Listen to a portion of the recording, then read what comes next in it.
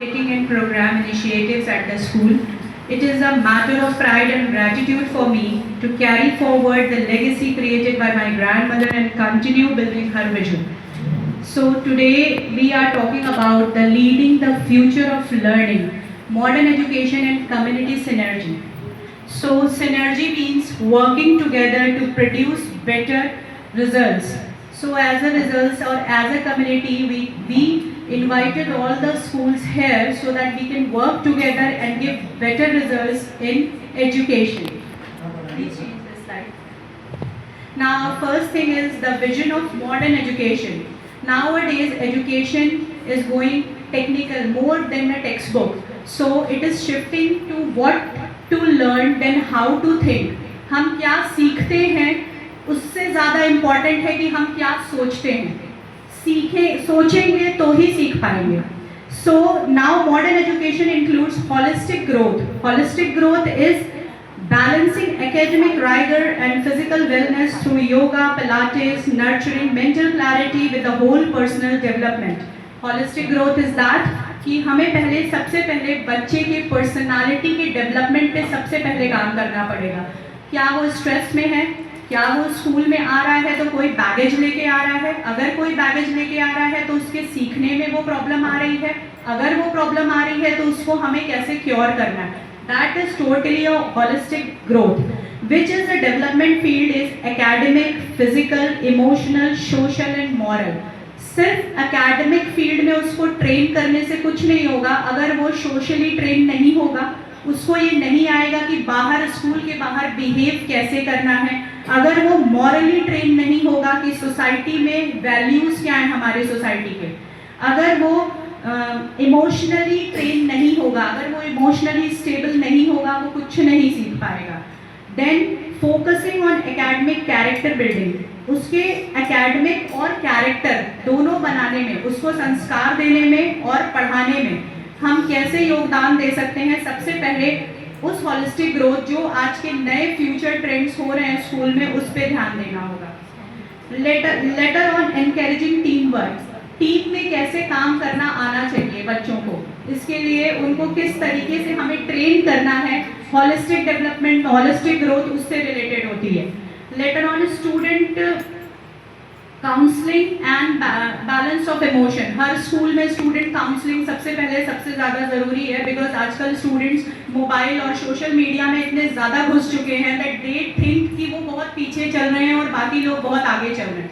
तो अगर हम स्टूडेंट काउंसलिंग नहीं करेंगे so they will keep comparing themselves with others. सबसे पहले वो कंपैरिजन हटाना पड़ेगा, इक्वालिटी लानी पड़ेगी कि हर बच्चा हमारे लिए उतना ही इम्पोर्टेंट है. यहाँ से फेवरेटिज्म हटाना पड़ेगा कि they are favourite, they four will go on a stage and rest will not go on a stage. These thing will be totally remove from the school. Then more work on personality development, conducted skill development sessions. हर बच्चे के अंदर एक confidence लाना बहुत ज़रूरी है. Confidence आएगा कैसे? When we will give them a huge platform to speak. Now जो स्कूल मेंबर्स यहाँ उपस्थित हैं, how we can give a huge platform to speak. I request कि हम लोग यहाँ debates and quiz competitions organise करेंगे. आप अपने स्कूल के बच्चों को भेजिए डिबेट्स एंड क्विज कॉम्पिटिशन्स में, सो that they also enhance there personality. उनका एक धड़का खुले, उन्हें लगे हम बाहर जाकर के लोगों के बीच में किस तरीके से अपने को प्रेजेंट कर सकते हैं. नेक्स्ट है skill based learning. Now what is skill based learning? That is prioritizing critical thinking, digital literacy, emotional intelligence skill and define success in the modern world. First of all, career readiness. एक clarity after going in class 8 और 9 बच्चे के अंदर एक clarity ज़रूर होनी चाहिए कि वो फ्यूचर में क्या बनना चाहता है.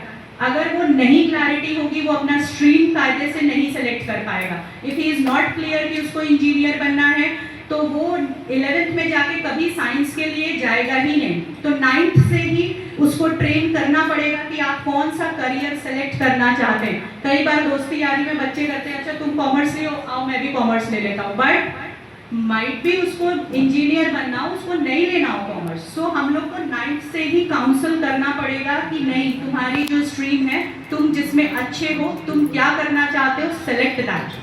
Next is public speaking and presentation skill. School में, चाहे स्कूल जूनियर हो चाहे सीनियर हो, फ्रॉम क्लास फर्स्ट बच्चों को ट्रेन करना शुरू करना पड़ेगा how to speak in a public. किसी भी टॉपिक पे बस वो बोल पड़े, that is the thinking process. वो स्कूल को ट्रेन करना पड़ेगा कि पब्लिक में कैसे बोलना है। Presentation skills, how to give presentation. Classes हमेशा प्रेजेंटेशन फॉर्म में लेना शुरू करिए so that they can give presentation. Next is art and craft. Art and craft promote their thinking. उनको ये सोचने की क्षमता बढ़ाता है कि मैं कितना आर्टिस्टिक हो सकता हूँ। तो स्कूल को आर्ट एंड क्राफ्ट, उनको कंपटीशन दीजिए, अपने स्कूल को सजाओ। अब वो सोचे कि उसको कैसे सजाना है, वो उनकी रिस्पॉन्सिबिलिटी है। यहाँ से उनकी क्रिएटिविटी बाहर आएगी, जिसको कहते हैं स्किल बेस्ड लर्निंग, जो कि मॉडर्न एजुकेशन का एक फॉर्मेट है। And that is very good because ये हर पहले से होता तो आज कई पर्सनालिटीज जो नहीं बोल पाती हैं वो आज भी करते। नेक्स्ट इज बेसिक मनी और मॉनेटरी फाइनेंशियल लिटरेसी। वर्कशॉप्स, हम लोग को ज़्यादा से ज़्यादा वर्कशॉप स्कूल में कराने चाहिए ताकि बच्चों को क्लास 11th, क्लास 10th और 9th से पता लगे कि बैंक अकाउंट्स क्या होते हैं, सेविंग क्या होती है, म्यूचुअल फंड्स क्या होते हैं, हमें फाइनेंशियल इंडिपेंडेंसी कैसे लानी है, हमें पेरेंट्स पे डिपेंडेंट नहीं होना है, थोड़ा भी पैसा कमाए तो बैंक में किस तरीके से जमा करें, ये उनको बिल्कुल रिस्पॉन्सिबल बनाना है। स्कूल को ज़्यादा से ज़्यादा वर्कशॉप डिफेंस में, सेल्फ डिफेंस प्रोग्राम में करने चाहिए, डॉक्टर्स बुलाने चाहिए, बैंकर्स बुलाने चाहिए, सो दैट उनको क्लैरिटी मिले कि समाज में क्या चल रहा है और वो ओपन क्वेश्चंस पूछ पाएं। That comes in skill based learning. Now student centric classroom. What is a student centric classroom? A student centric classroom is moving away from the rote monetization towards inquiry based discovery, where student becomes an active co-creator of the knowledge. That means कि teacher should not act as a teacher, they should act as a guide. उनको एक guide बन करके बच्चों को, हर एक बच्चे की अलग अलग क्वालिटी होती है, तो उस क्वालिटी के हिसाब से उन्हें गाइड बन के बताना चाहिए कि तुम्हारी क्वालिटी ये है, तुम यहाँ ग्रो करो। Use real life examples. बच्चों को हमेशा रियल लाइफ एग्जाम्पल्स दे के समझाइए। हिंदी में जो रियल लाइफ एग्जाम्पल्स हैं, मैथ्स में जो बड़े बड़े लोग आए हैं जो रियल लाइफ एग्जाम्पल्स देते हैं। Activity based lesson, Monday to Friday पढ़ाइए, सैटरडे को उसकी एक्टिविटी कराइए। That will come in student centric classroom. मतलब स्टूडेंट्स ही एक्टिविटी ब्लैक बोर्ड पे आके पढ़ाएं। स्टूडेंट सेंट्रिक में centre of the classroom is a student, not the teacher. So that is student centric classroom. Group discussions लीजिए, उनको leadership के बारे में बताइए। लीडरशिप कैसे आएगी? When you will give a student centric classroom, then what will happen, they will make a team. उसमें से कोई लीडर आएगा, समझाएगा, and rest of them will follow that. So एक बच्चे के अंदर लीडरशिप क्वालिटी बढ़ेगी। Again please change the slide. The next trip is now about our school. 4 pillars of BVMS curriculum. हम लोग BVMS में यहाँ अपने स्कूल में tech integration. We are technically sound, using smart tools to enhance, not replacing or irreplaceable human element of teaching and meaningful connection. We don't have to replace our teachers. We have to support our teachers through technology.